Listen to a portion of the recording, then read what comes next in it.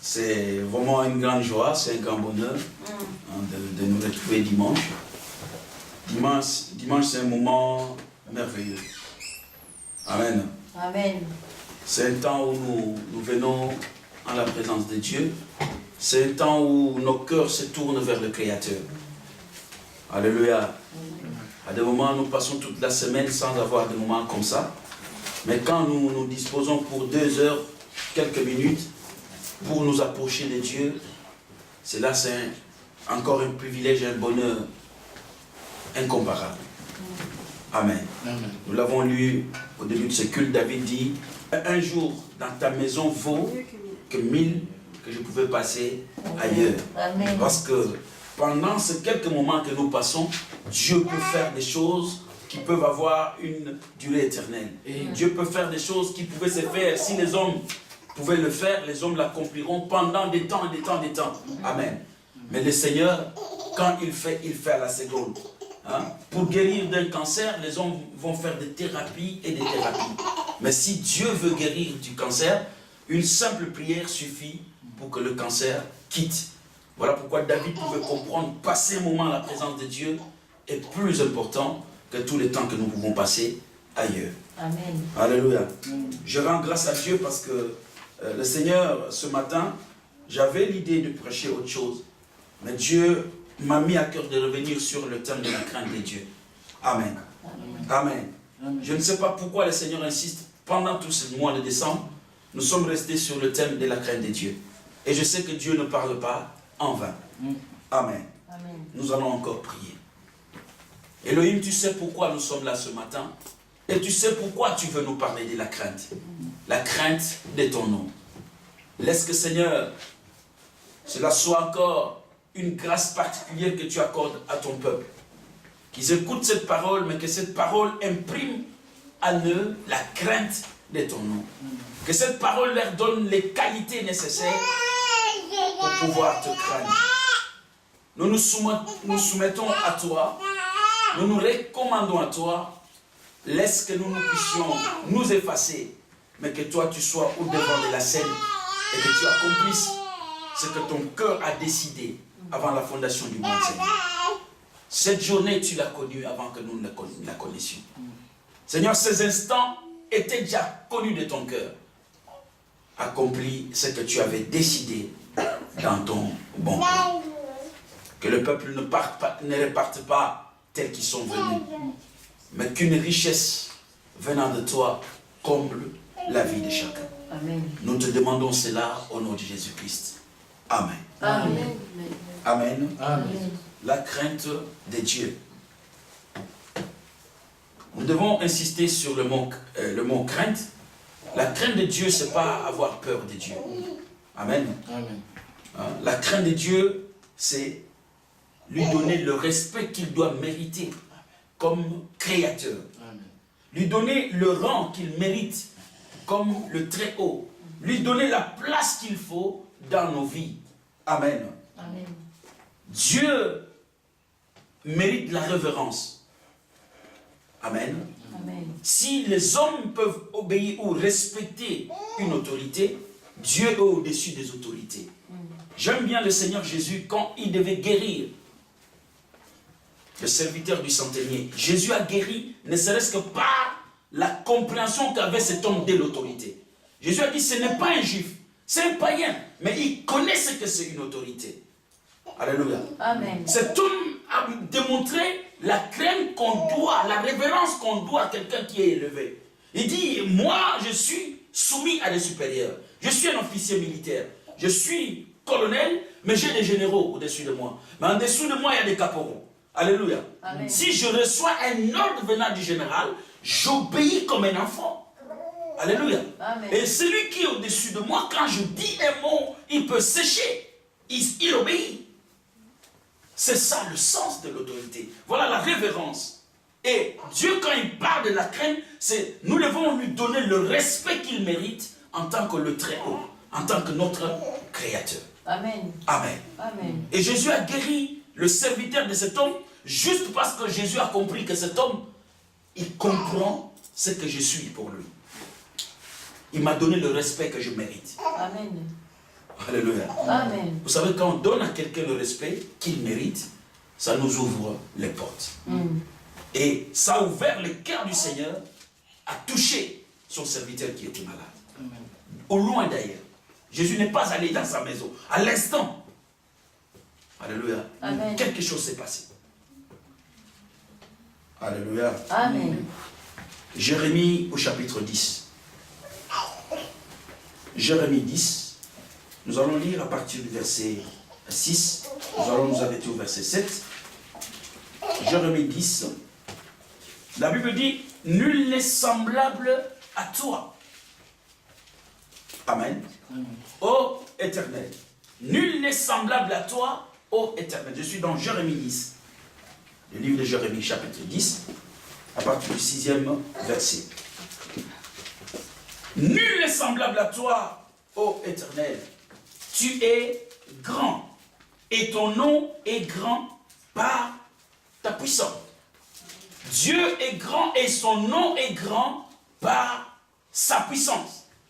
Sa puissance a créé l'eau, sa puissance nous a donné l'air pour respirer, sa puissance nous a donné le soleil pour présider au jour, sa puissance nous a donné la lune et les étoiles pour présider à la nuit, sa puissance a séparé, a mis les bornes pour que l'eau de la mer ne déborde pas, ne vienne pas nous engloutir. Alléluia. Là, quand il y a des tsunamis qui arrivent, ce vent qui se lève pour amener l'eau à faire des ravages ou à dissimer des villes, parce que, bien aimés, nous ne marchons pas bien. Des fois, la colère de Dieu veut se lever, mais quand il se souvient qu'il avait décidé qu'il ne tuera plus l'humanité par l'eau, les choses s'apaisent. Alléluia. Amen. Alléluia. Mais tant que les hommes marcheront sans la crainte de Dieu, Dieu peut nous éliminer en une seconde. Tout le monde entier. Amen. Amen. Il est grand par sa puissance.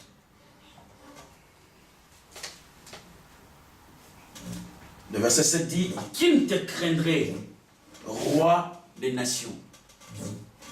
Toutes les nations doivent craindre Dieu parce que Dieu est Dieu dans toutes les nations. Dieu n'est pas Dieu pour les Juifs, Dieu n'est pas Dieu pour les Indiens, Dieu n'est pas Dieu pour les Noirs, Dieu est le Dieu de toutes les nations. Amen. Nous prêchons un Dieu qui n'a pas de race, nous prêchons le Créateur. Amen. Alléluia. Amen. Je l'aime parce qu'il a créé tout dans la diversité. Quand tu regardes les oiseaux, il y en a de toutes les formes et de toutes les couleurs. Il y en a qui ont des becs un peu perchis, il y en a qui ont des becs pointus. Dieu, quand il crée, il a mis la diversité dans la création. Alléluia. Amen. Donc voilà pourquoi nous nous retrouvons aussi les humains. Il y en a qui sont noirs, il y en a qui sont jaunes, il y en a qui sont blancs, il y en a qui sont rouges. Parce que Dieu est le Dieu de diversité. Amen. Il est le Dieu des nations. Et dans toutes les nations, le nom de l'Éternel doit être au-dessus de tout. Il mérite qu'on le craigne. Il mérite qu'on lui donne le rang de Dieu. Amen. Le respect du Créateur. Alléluia. Nous continuons la lecture. C'est à toi que la crainte est due. C'est à Dieu seul que la crainte est due. Car parmi tous les sages des nations et dans tout leur royaume, nul n'est semblable à toi. Même s'il y a des grands dans ce monde, même s'il y a des sages, personne n'est semblable à l'Éternel. Personne n'est semblable à Dieu. Amen. Oh, le savant n'a qu'une portion de l'intelligence. Alléluia. Le savant a une portion de la divinité. Mais Dieu, il est tout. Il est le très haut, il est le très très intelligent. Tout ce que nous voyons, tout ce qui dépasse notre entendement est l'œuvre de l'imagination du Seigneur. Amen. Parmi tous les sages des nations et dans tout leur royaume, nul n'est semblable à Dieu. Voilà pourquoi la crainte lui est due. Donc le respect lui est dû par ce qu'il a accompli. Amen. Alléluia. Amen. L'œuvre de la création manifeste la grandeur de Dieu. Nous devons le craindre parce qu'il n'y en a pas deux. Amen. Et quand on craint quelqu'un, on respecte ce qu'il dit. S'il a dit non, personne ne peut déplacer cette télévision. Si nous avons la crainte de cet homme, personne ne viendra déplacer la télévision. Alléluia. Regardez. Dans Jérémie, toujours là où nous sommes, mais avancé dans le chapitre 35, la Bible parle d'un homme. Il s'appelait Rekab. Rekab a décidé, pour le respect qu'il avait pour Dieu, il dit non, je ne dois pas prendre de vin. Je ne boirai jamais de vin. Je ne boirai jamais des liqueurs forts ou des boissons enivrantes. Amen. Et il dit qu'il instruit à ses enfants. Les enfants ont de la crainte pour leur père, ont le respect pour leur père. Voilà pourquoi toutefois quand Dieu dit parler à Israël, où est le respect qui m'induit comme un Dieu? Ce n'était pas par rapport, c'était par rapport à l'adoration ou au respect de la parole. C'est toutefois qu'Israël transgressait la parole, transgressait la loi de Dieu, que Dieu revenait pour leur dire, où est le respect que vous me donnez comme Dieu? Amen. Amen. Le respect que nous devons à Dieu, c'est par rapport à sa parole, par rapport à ses ordonnances, par rapport aux préceptes qu'il nous a donnés. Nous devons marcher de manière à obéir à la parole de Dieu. Et c'est ça la crainte de Dieu. Alléluia. Amen. La Bible dit, et le dimanche passé, nous avions parlé de la crainte, disant, craindre Dieu, c'est apprendre d'abord à veiller sur nos actions, nos actes. Nous sommes dans 2 Chroniques. 2 Chroniques au chapitre 19. 2 Chroniques 19.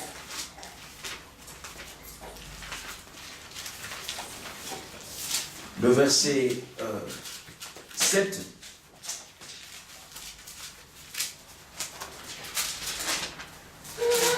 De Chroniques 19, le verset 7.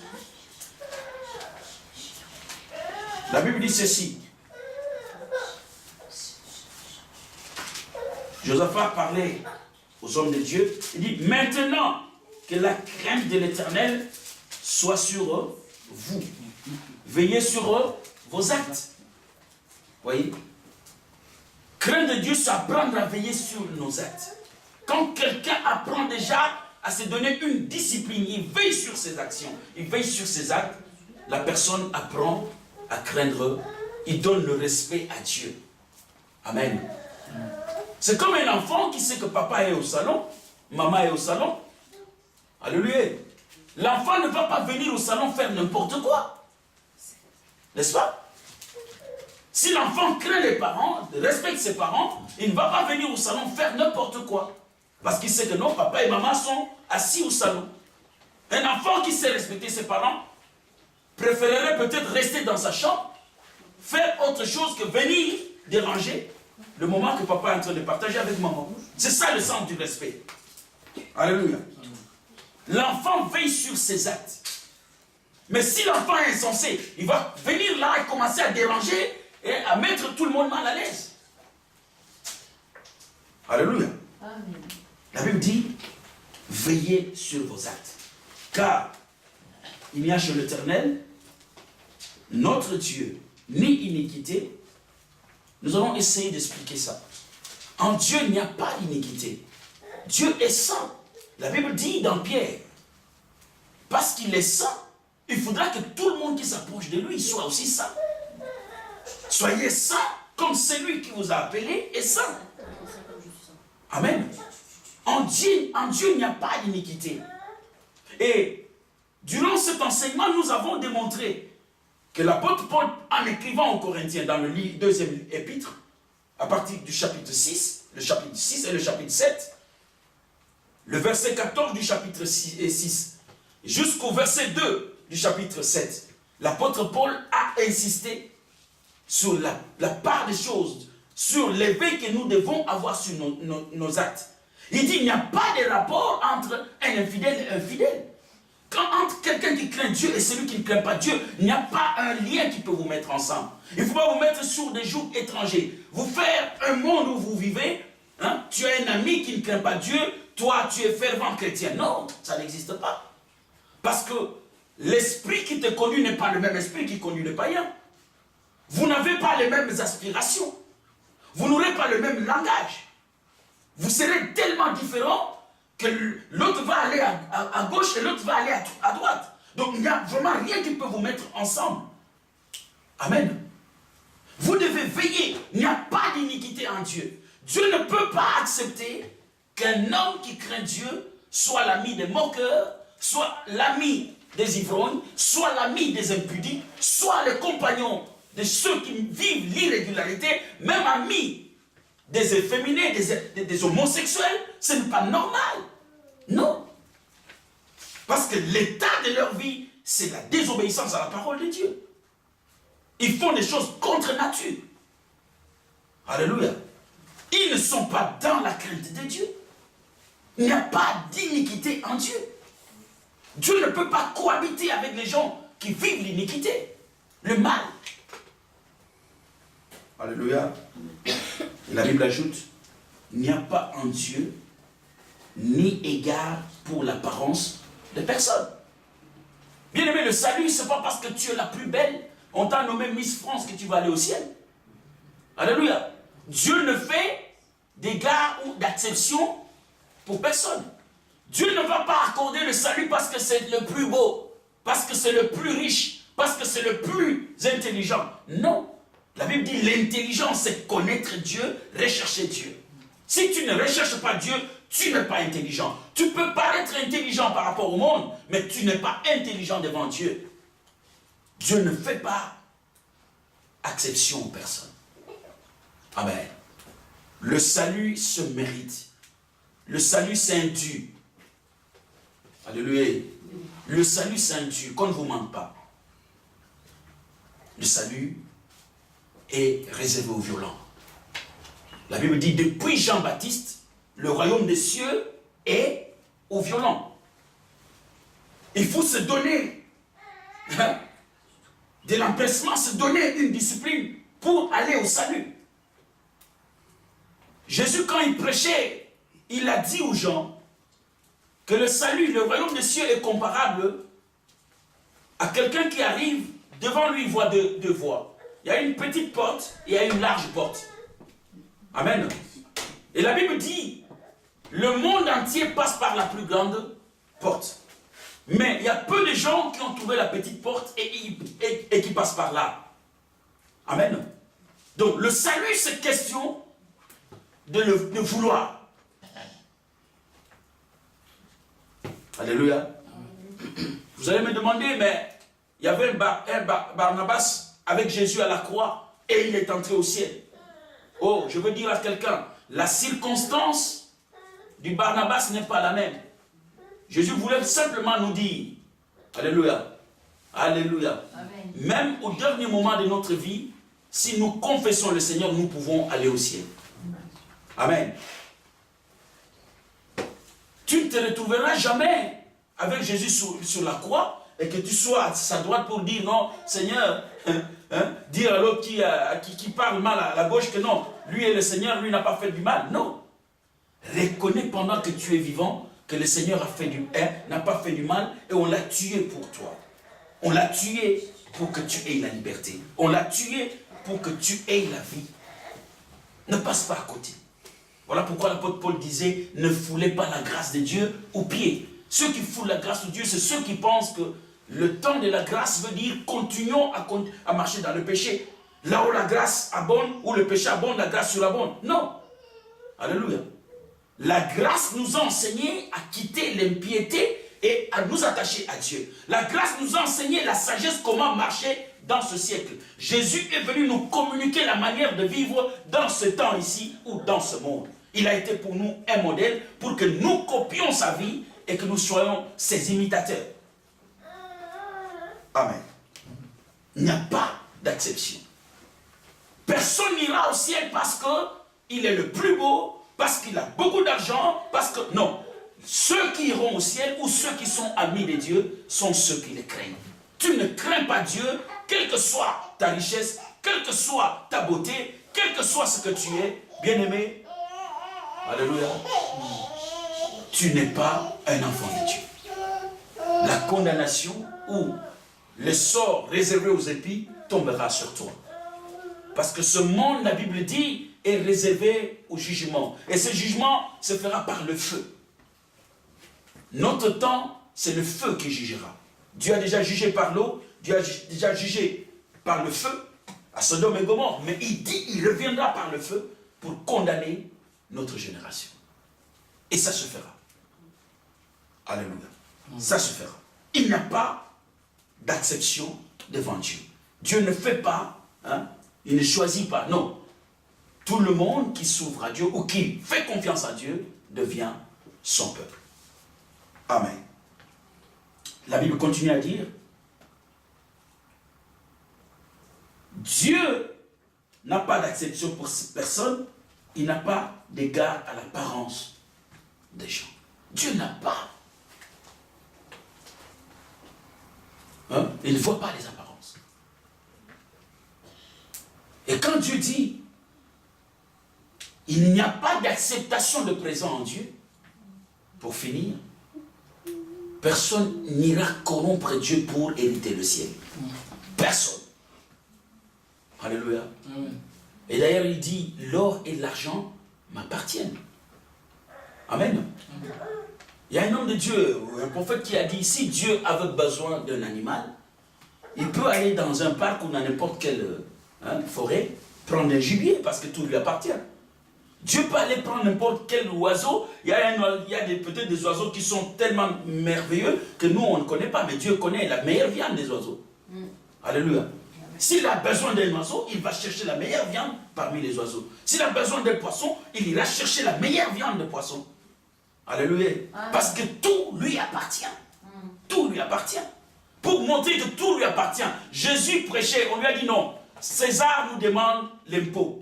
Il a dit à Pierre, va à l'eau, va pêcher. Alléluia. Pierre va pêcher, quand on prend le poisson, on ouvre dans son ventre, on prend l'argent pour donner à César. Dieu a tout. Tout est à Dieu. Quand Dieu a besoin de quelque chose, il peut le prendre comme il veut et où il veut. Amen. Alléluia. Il n'y a pas d'acceptation de présent. Personne n'ira corrompre Dieu, je ne sais pas, avec sa richesse, avec sa beauté, avec sa force, avec quoi que ce soit. Non. Si tu viens avec la force, il est le très haut, il est le tout-puissant. Si tu lui amènes un peu d'argent, mais tout ce que tu n'as pas encore vu, les minéraux qui ne sont même pas connus des hommes, sont à Dieu, il les connaît. Amen. Il y a 20 ans avant, on ne connaissait pas le coltan. Alléluia. On ne connaissait pas le coltan. Aujourd'hui, nous avons nos téléphones travaillés par le coltan, mais avant, 50 ans, les gens qui allaient chercher les minéraux, ils ne connaissaient pas le coltan. Donc, Dieu, c'est une richesse. Personne ne peut corrompre le Seigneur. Il n'y a pas de présent pour que tu puisses mériter le ciel. La seule chose qui t'ouvre la voie du ciel, c'est la crainte que tu dois avoir pour le Seigneur. Nous allons voir quelqu'un qui a su veiller sur sa voie, sur ses actes. Alléluia. On nous montre dans la Bible l'exemple d'un homme, Job, qui a appris à veiller. J'insiste, la crainte de Dieu, c'est veiller sur nos actions, veiller sur nos actes. Amen. Dans Job 31, Job au chapitre 31, Job 31, à partir du premier verset, tout ce verset parle, Job rappelle à Dieu comment il a craint, comment il s'est donné une discipline, comment il a veillé sur ses actes. Je commence au premier verset, peut-être nous allons nous arrêter au verset 13 faute de temps. Amen. Amen. J'avais fait un pacte avec mes yeux et je n'aurais pas arrêté mes regards sur une vierge. Voyez, on a aujourd'hui des papas qui sont pervers, des papas qui vont derrière les jeunes filles pour les abuser. Parce qu'ils n'ont pas appris la crainte de Dieu. Mais Job, comme un enfant de Dieu, un homme qui craignait Dieu, il s'est donné une discipline. Et je vais vous dire, ça a été la force ma force de jeunesse. Alléluia. Quand je suis venu au Seigneur, j'ai lu ce passage, j'ai dit waouh. Alléluia. Je me suis donné une discipline personnelle.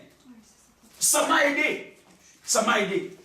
Ça m'a beaucoup aidé. À traverser l'université où tu as des amis qui s'embrassent dans n'importe coin de l'auditoire, à n'importe quel moment. Mais tu te tiens dans la crainte du Seigneur.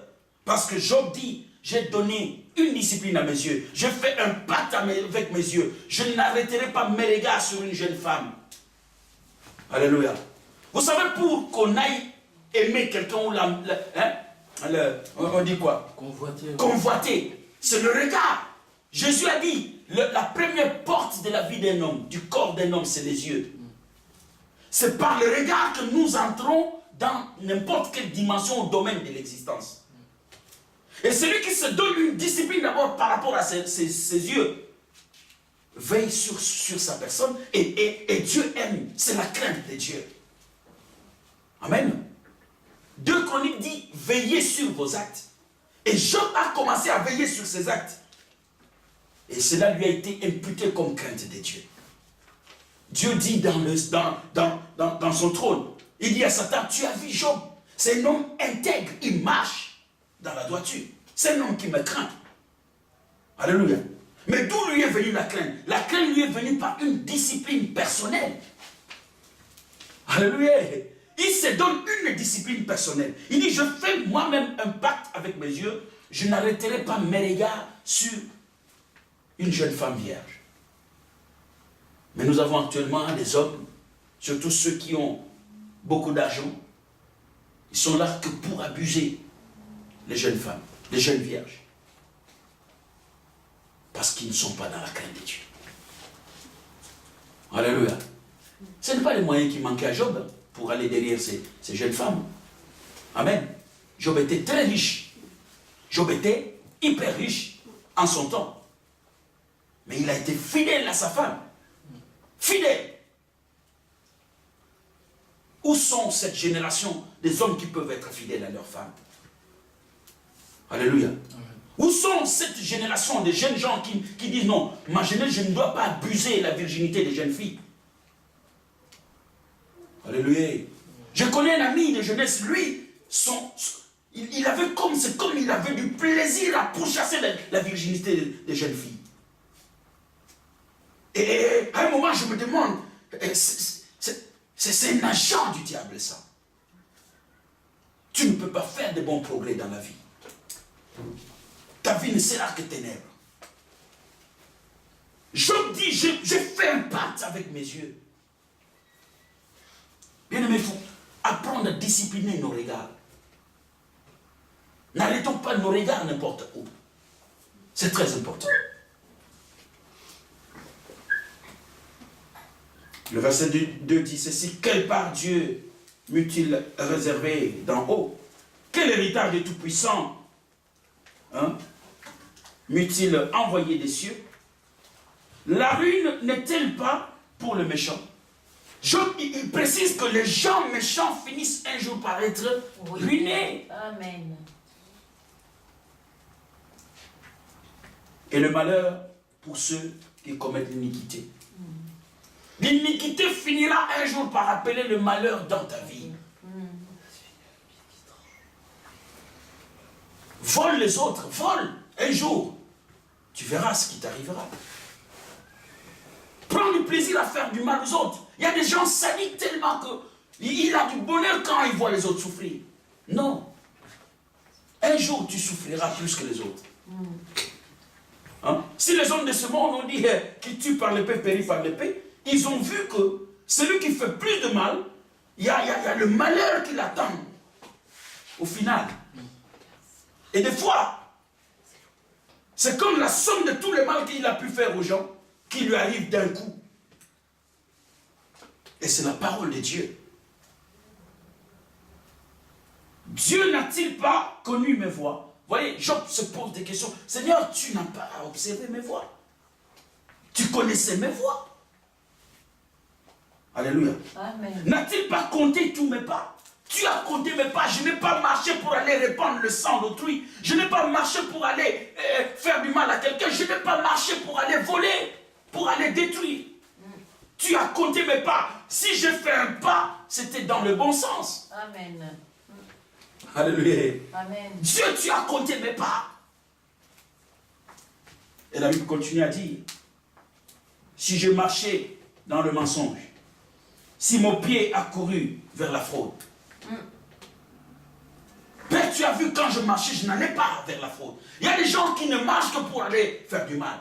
Il y a des gens qui marchent que pour aller mentir. Quand ils sortent, le visage là, il te dit déjà non, préparez-vous à recevoir un bon mensonge. Ne craignez pas Dieu. Alléluia. Amen. Dieu me pèse dans des balances justes. Non, que Dieu me pèse dans des balances justes. Et il reconnaîtra mon intégrité. Amen. Si mon pas s'est détourné du droit chemin, si mon cœur a suivi mes yeux. Vous savez, il y a des gens, les yeux, il faut avoir des yeux disciplinés. Les yeux qu'on voit toujours. Mais il faut qu'il y ait une censure entre ton cœur et les yeux. C'est ça la crainte de Dieu. C'est ça, veiller sur ses actions. Je peux voir, mais que dira mon cœur par rapport à ce que mes yeux ont vu? Amen. Amen. Quelle réaction j'ai par rapport à ce que mes yeux voient? C'est ma réaction qui va déterminer si je suis de Dieu ou je suis comme tout le monde du monde. Amen. Amen.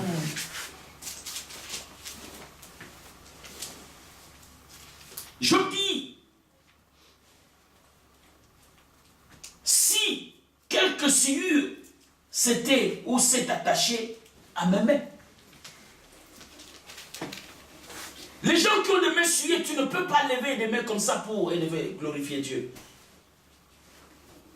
Parce que Paul a dit à Timothée, je veux que tout homme prie en élevant des mains pures. Et si nous avons des mains qui sont derrière la fraude, derrière le vol, derrière des choses comme ça, derrière toute forme d'impureté, nous ne pouvons pas lever des mains pures et être exaucés de Dieu. Alléluia. Amen. Et je veux rappeler à Dieu, j'ai veillé dans ma marche à garder mes mains pures pour toi. Alléluia. Amen. Il dit, Seigneur, si je n'avais pas gardé mes mains pures, si je n'avais pas préservé mes pieds pour n'aller pas répandre la fraude, si je n'avais pas, Seigneur, souviens-toi, tu verras, mets-moi sur des balances justes, tu verras que je suis intègre. Je t'ai craint, je t'ai respecté. J'ai veillé sur mes actes. Alléluia. Amen. Il va même plus loin. Permets que le malheur m'atteigne. Permets que ma vie soit laissée à la merci de la nature parce que je ne t'ai pas craint. Je sais que ça n'arrivera pas parce que j'ai marché dans la crainte. Amen. Il dit ceci, que je sème et qu'un autre moissonne. Oh, j'aime le Seigneur. Il y a des gens, des méchants, ils sèmeront. S'aimez bien. Nous les moissonnerons, les justes. Amen. Amen. Il est écrit, il est donné aux méchants d'amasser. Amen. Les méchants massent des trésors, mais ce ne sont pas eux qui bouffent. Dieu laisse la réjouissance aux justes. Tu peux amasser. J'ai vu des hommes méchants. Il y a des présidents dans ce monde. Il tue son peuple, il amasse de fortune, il amasse, il met dans des comptes, mais il meurt, les autres bénéficient de tout ça. Il y en a qui même le village qu'ils ont acheté, ils n'y ont même plus accès. À quoi bon d'être méchant? Craignons le Seigneur. Dieu dit, Job dit, c'est réservé aux méchants d'amasser ou de moissonner, mais que les autres mangent après eux. Pourquoi cela m'arrivera-t-il? Parce que j'ai marché dans la justice. J'étais craint. Il faudra que je sème et que je mange le fruit de mon travail. Je veux dire à quelqu'un, celui qui craint Dieu mangera le fruit de son travail. Amen. Celui qui craint Dieu verra une vieillesse et dans sa vieillesse, il mangera le fruit des enfants qu'il a élevés. Amen. Alléluia. Amen. La Bible continue à dire et que mère et jeton soient déracinés. Voyez, quand on a craint Dieu, les enfants sont comme plantés, cimentés, personne ne saura les déraciner. Nous l'avions démontré tout au long de cet enseignement. Nous craignons Dieu parce que nous voulons que nos enfants vivent en paix après nous. Amen. Amen. Amen. Job dit, personne ne viendra déraciner les enfants d'un homme qui a craint Dieu. La Bible a dit, la génération des hommes pieux ou des hommes qui ont craint Dieu sera bénie sur la terre. Les enfants après nous seront puissants. Personne ne saura les déraciner. Alléluia. Amen. Et je continue à dire, si mon cœur a été séduit par une femme, si je fais le guet à la porte de mon prochain, comme ma femme tourne la meule pour un autre et que d'autres la déshonorent. J'aime bien cette parole.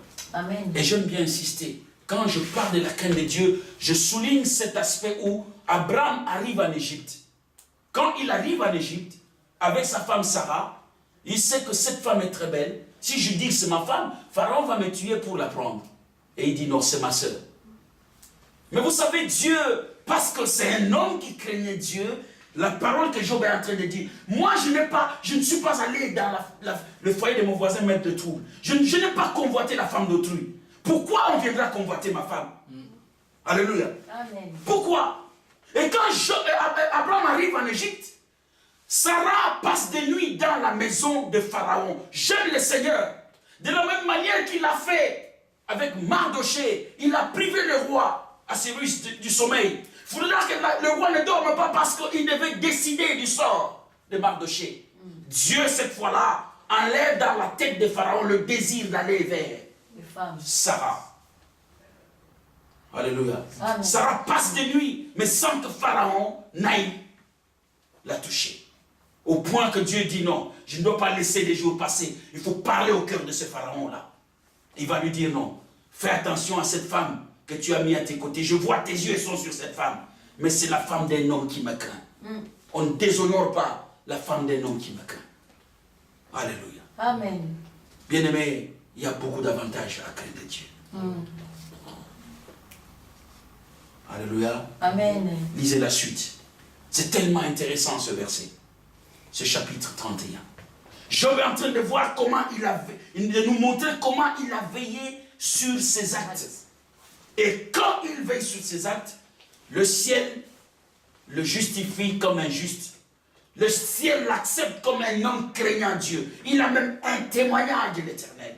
C'est ça qui lui a valu le témoignage devant Satan. C'est un homme intègre mais craignant.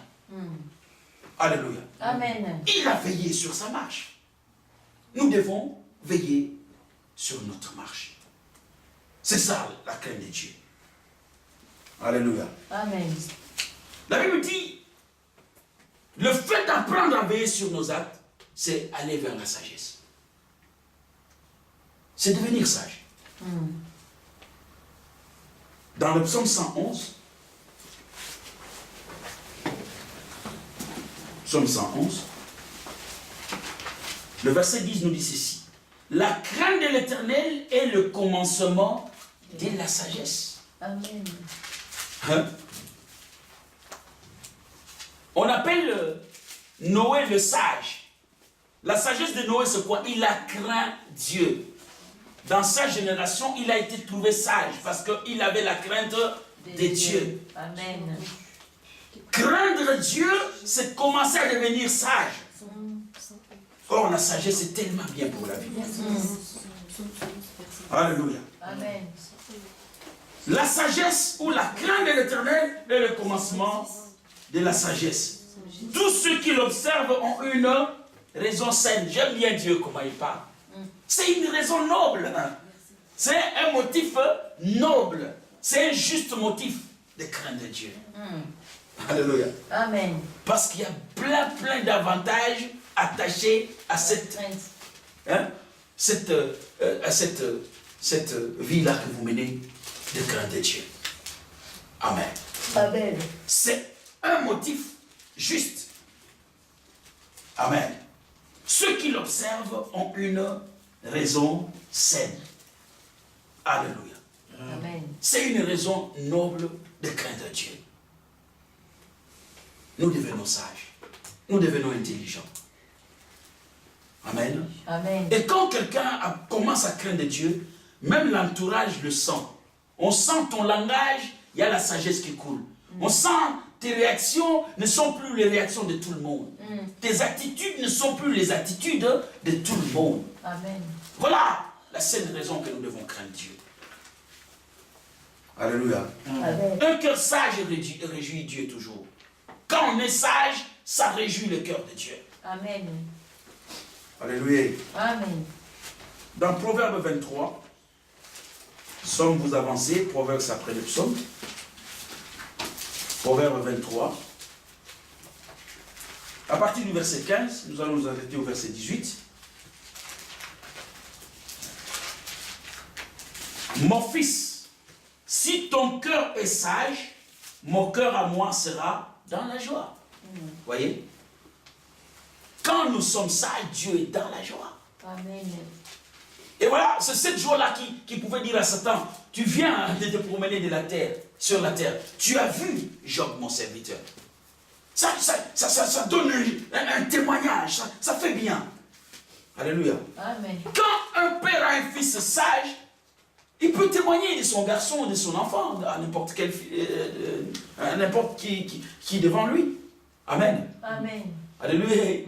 D'ailleurs, il y a des parents, même quand ils voient la sagesse de son enfant, on n'a même pas demandé, il dit, voyez, les gars que vous voyez là, c'est mon fils. Il est content comme ça. Alléluia. Amen. Oui, la fille que vous voyez là, c'est ma fille, c'est la deuxième. Pourquoi? La sagesse réjouit le cœur des parents. Alléluia. Amen. Et les parents sont fiers de nous présenter comme étant leur fils ou leur enfant, leur fille. Ça les réjouit. Alléluia. Amen. Mes entrailles seront émues d'allégresse. Dieu va plus lui dire, mes entrailles bouillonneront d'allégresse. Donc il y a une joie qui bouillonne, hein, qui dépasse même le niveau de la joie parce que je vois quelqu'un de sage devant moi.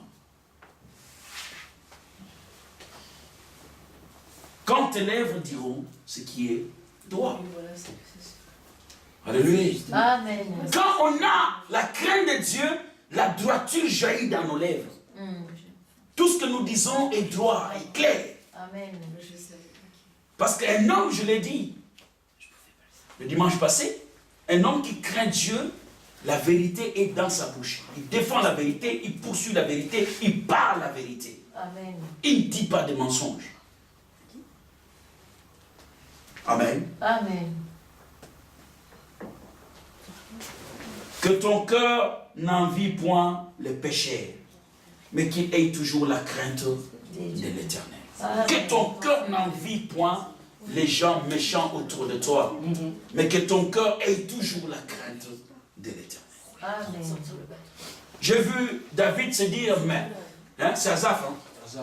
Asaph a dit, j'ai vu les gens qui ne te craignent pas prospérer. Les gens qui font les deals, qui font le commerce de la drogue, qui font n'importe quoi, qui sont dans n'importe quoi. Je les vois prospérer, ils sont tranquilles. Oh, Dieu a dit non, que ton cœur ne se laisse pas séduire. Amen. Amen. N'envie pas leur voix. Regarde la finalité de leur fin. Regarde la fin. Le jour où la police tombe sur une telle personne, toute la gloire ou l'argent que tu voyais là, fini. On lui arrache tout. Il revient à zéro. Il revient à zéro. Sa vie est tellement détruite. Anéantie même. Alléluia. Amen. Mais la sagesse de Dieu dit ceci. C'est au fil des jours que les chambres de la maison sont remplies de biens. C'est au fil des jours que j'ajoute une chaise, que j'ajoute une télévision, que j'ajoute une table, que j'ajoute telle chose, que j'ajoute telle autre chose. Parce que nous sommes nés, nous commençons la vie faible et nous grandissons. Et tout ce qui y a de bon, tout ce qui a de vie, de longue ou de durabilité, ne commence pas directement monstrueusement grand. Ça va petit à petit. Chemin faisant, on se construit, on acquiert la sagesse, on acquiert les capacités de gérer tout ce que Dieu nous met à disposition. Amen. Alléluia. Amen. La crainte de Dieu nous apprend cette sagesse. Mais quand on ne craint pas Dieu, on veut devenir millionnaire en une nuit. Voilà pourquoi les gens nous font n'importe quoi. Parce qu'ils ont la quête de l'argent. Et ils vont inventer des choses des fois, on n'étudie pas les conséquences. Alléluia. Oui, on vous pompe de mammaires, des implants mammaires, on vous pompe de tout ça parce que les gens veulent l'argent, vous arrachez l'argent. Mais ils ne savent pas que derrière, il y a des maladies, il y a des conséquences. Ils auraient pu faire et étudier les conséquences avant de nous proposer ce qu'ils nous font. Vraiment. Mais pourquoi? Alléluia. Amen. Parce qu'on est derrière le gain. On est derrière le gain. On ne craint pas Dieu. Alléluia. Car la Bible dit, le verset 18 dit ceci, je commence le 17 et 18, que ton cœur n'envie point le péché, mais qu'il ait toujours la crainte de l'Éternel, car il est un avenir. Amen. Amen. L'Éternel est un Amen. et la crainte de Dieu, parce que ton avenir s'appelle Dieu. Tu n'as pas d'avenir sans Dieu. Tu n'as pas de bon lendemain sans Dieu. Amen. Amen. Ton avenir a un nom. Ne cherche pas l'avenir ailleurs. L'avenir a un nom. C'est Dieu. Les gens qui construisent des vies sans Dieu n'ont pas du tout construit leur vie. Ils l'ont ou ils les ont détruites. Si tu construis ta vie tout seul sans Dieu, tu es en train de détruire ta vie. Croyez-moi. Amen. Amen. La pierre qu'ont rejetée les bâtisseurs du monde, c'est elle la principale des langues pour la vie de ceux qui se confient en lui. Amen. Ceux qui viennent en Christ, Jésus construit nos vies, donne une ossature éternelle à nos vies. Amen. Dieu est un avenir et ton espérance ne sera pas anéantie. Amen. L'espérance que tu as ne sera jamais anéantie. Les gens qui craignent Dieu rassasissent leur regard. Ils réalisent des projets et Dieu les soutient jusqu'à accomplir ces projets. Dieu le conduit où le cœur de ces gens-là voulait aller. Fais de l'Éternel tes délices et il te donnera ce que ton cœur désire. Amen. Amen. Amen. Craindre Dieu, c'est lui donner tous nos cœurs. Donne ton cœur à Dieu. Ne gère pas ton cœur tout seul. Le cœur, c'est une profondeur. Même l'océan n'a pas de profondeur comme un cœur d'un homme. Alléluia. Amen. C'est une source très, très, très profonde de cœur. Et seul tu ne sauras pas le conduire, le maîtriser. Donne à Dieu ton cœur.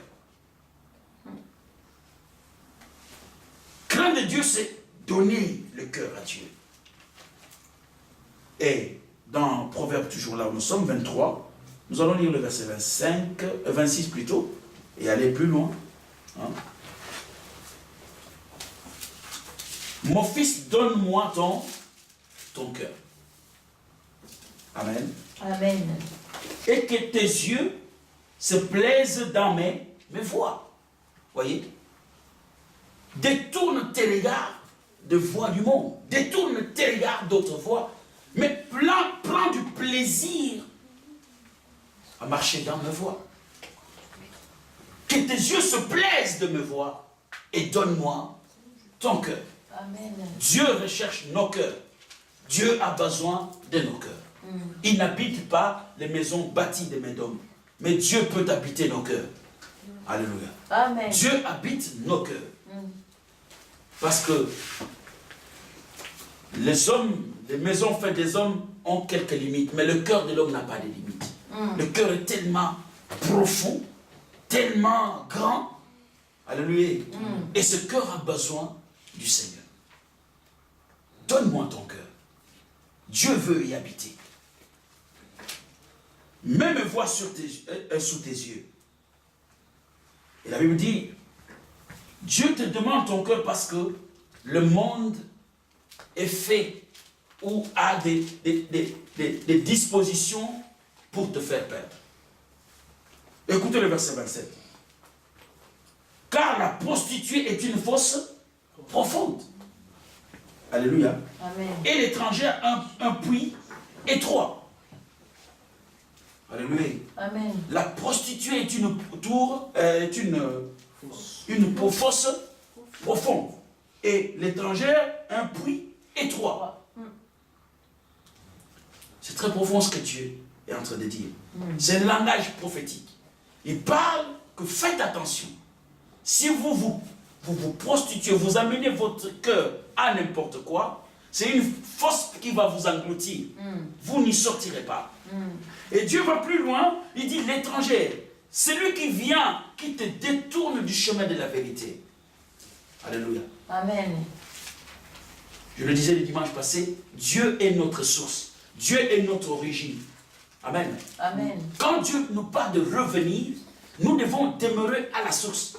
Et l'étranger, c'est la personne qui te prend de la source et qui va te faire promener ailleurs. Et il dit, c'est un puits très étroit, tu ne sauras pas t'en sortir. Elle dresse des embûches comme un brigand. Voyez? L'étrangère dresse des embûches comme un brigand.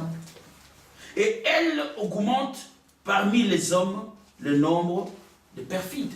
Wow. Alléluia. C'est l'étranger qui égare les hommes. C'est l'étranger qui éloigne les gens de la foi de Dieu. C'est l'étranger qui arrête la piété dans la vie des gens. Alléluia. Amen. L'étranger. L'étranger. L'étrangère, c'est ce que tu découvres qui t'arrache l'amour de Dieu, l'affection du Seigneur. C'est elle l'étrangère. Et c'est elle qui te détournera et qui mène plusieurs à l'égarement. Alléluia. Amen. La Bible dit, pour qui les a, pour qui les hélas, pour qui les disputes, pour qui les plaintes, pour qui les blessures sans raison. Vous voyez les gens qui laissent Dieu et qui vont derrière l'étrangère, finissent par avoir des blessures dans leur cœur. Des blessures de foi qui ne guérissent pas. Alléluia. Oh, reviens à Christ, tu auras la guérison de tes blessures intérieures. Jésus guérit les blessures intérieures. Amen. Il pense, hein? La Bible dit par ses meurtrissures, par les plaies qu'il a pu subir sous les coups de fouet, il a porté nos mal, il a porté notre maladie, il a porté nos blessures.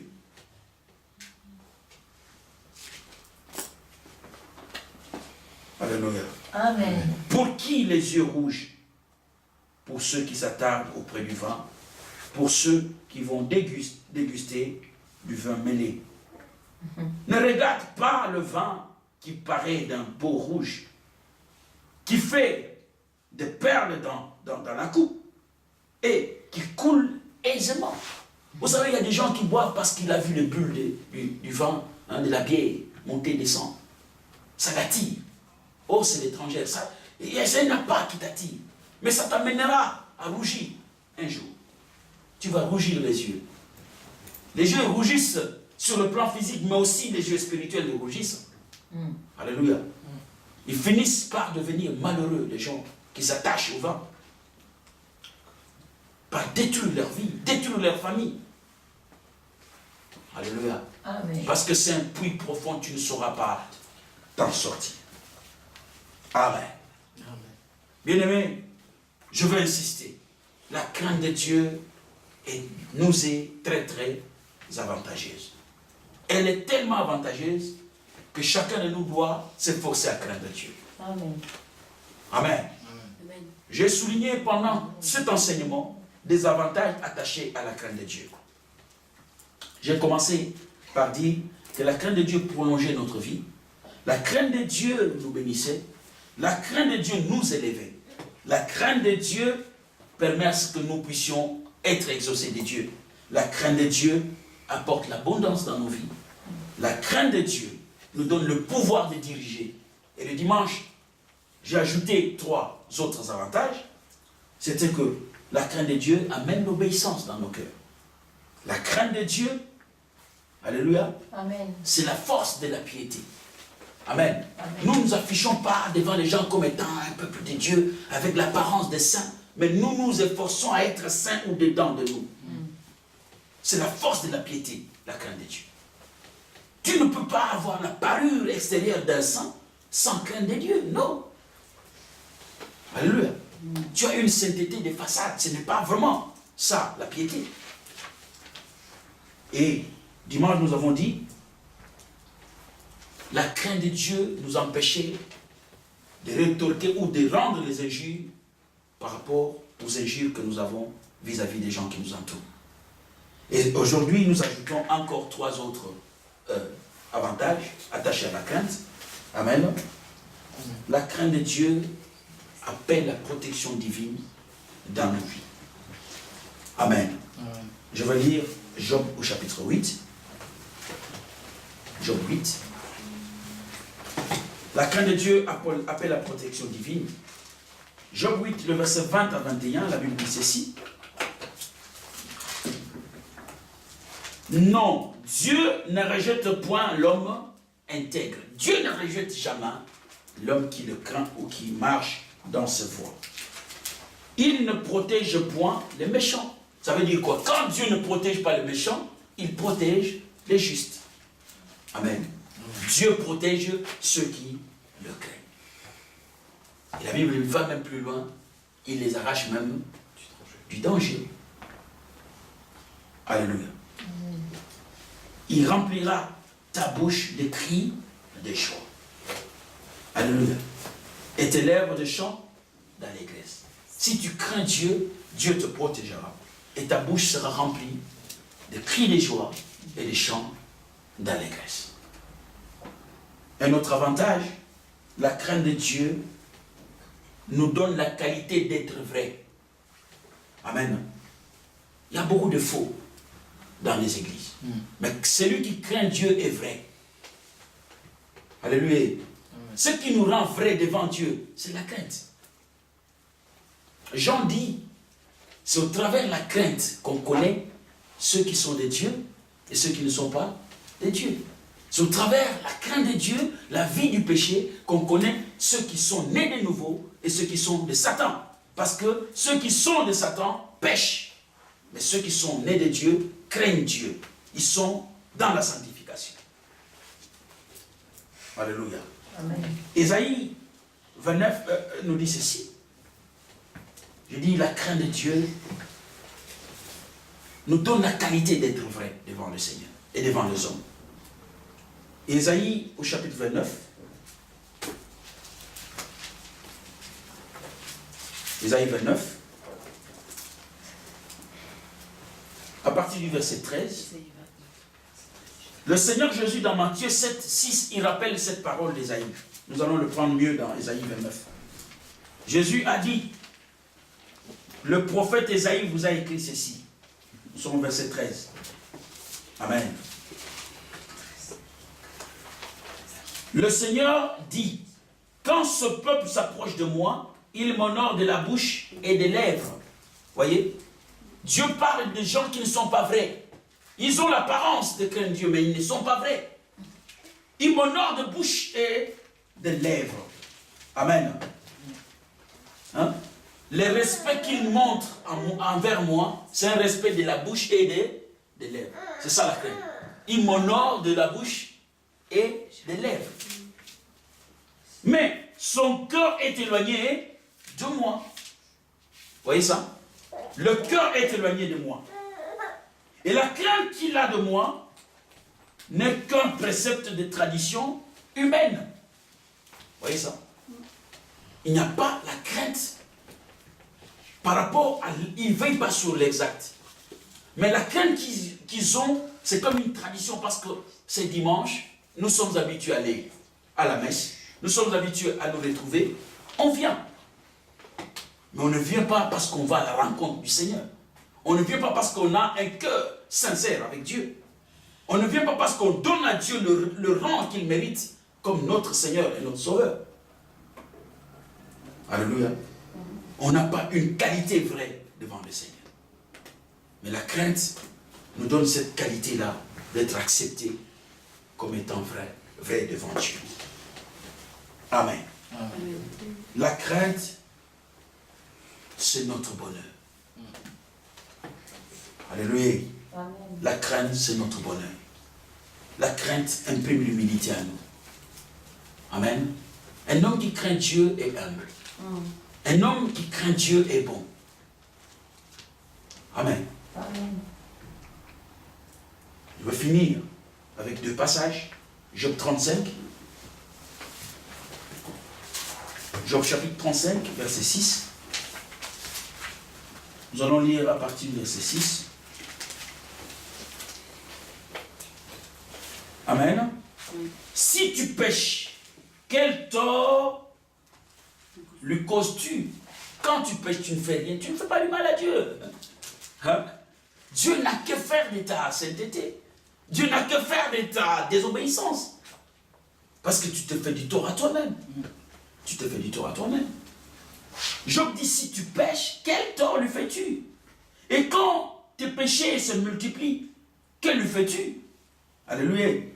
Si tu es juste, que lui donnes-tu? Que reçoit-il de ta main? Dieu ne reçoit rien de ta main. Je l'ai dit en commençant cette prédication, nous ne donnons à Dieu rien de nos mains. Si Dieu a besoin de quelque chose, l'univers est à lui, il peut prendre où il veut. On ne peut pas corrompre Dieu de nos mains. Alléluia. Amen. Ta méchanceté ne peut nuire qu'à ton semblable. Job dit, si tu es juste, tu n'es pas juste pour Dieu, tu es juste pour ton semblable. Si tu crains Dieu, tu ne crains pas Dieu pour lui. Non, tu crains Dieu aussi pour le semblable qui est à tes côtés. Parce que quelqu'un qui craint Dieu ne fera pas du mal à son semblable. Amen. Je ne veux pas voler le bien d'autrui. Je ne veux pas aller dérober le bien d'autrui. Je ne veux pas aller mettre le trouble dans le foyer d'autrui. Je ne veux pas détruire les enfants. Alléluia. Amen. Toi, ce papa qui court derrière les jeunes filles, tu ne sais pas que ce sont les filles d'autrui. Quand on craint Dieu, tu dois te mettre dans la tête, je ne veux pas aller faire mal au foyer de l'autre. Alléluia. Amen. L'enfant que tu es en train d'abuser, la famille a de l'espérance sur son avenir. On croit qu'elle peut devenir quelqu'un. On croit qu'elle peut supporter la famille. Mais tu es en train de la détruire. Parce que la crainte de Dieu n'est pas là. La crainte de Dieu, tu ne fais pas bien. Dieu, tu fais du bien à ton semblable. Alléluia. Amen. C'est notre bonheur. C'est un aspect d'humilité. Alléluia. Amen. Il dit, ta justice n'est-elle utile qu'au fils de l'homme? Tu es juste pour ton semblable. Tu es juste pour ton semblable. Amen. Nous devons être justes parce que notre justice profite à ceux qui nous entourent. Amen. Nous craignons Dieu pour ceux qui nous entourent. Et le bonheur de vivre, c'est d'être utile aux autres. Amen. Amen. Enfin, la Bible dit, craindre Dieu peut être résumé en 3 choses. La crainte de Dieu amène la richesse. La crainte de Dieu amène la gloire. La crainte de Dieu amène la vie. Amen. Amen. Amen. Nous allons finir dans Proverbe 22. Proverbe 22. Le verset 4. Le fruit de l'humilité, le fruit de la crainte de l'Éternel, c'est la richesse, c'est la gloire.